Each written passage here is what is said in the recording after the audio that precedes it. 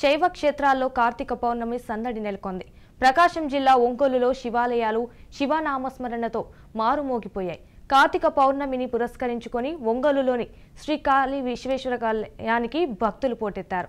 తెల్లవారుజాము నుండి ప్రత్యేక అభిషేకాలు, పూజాధికాలు నిర్వహించారు.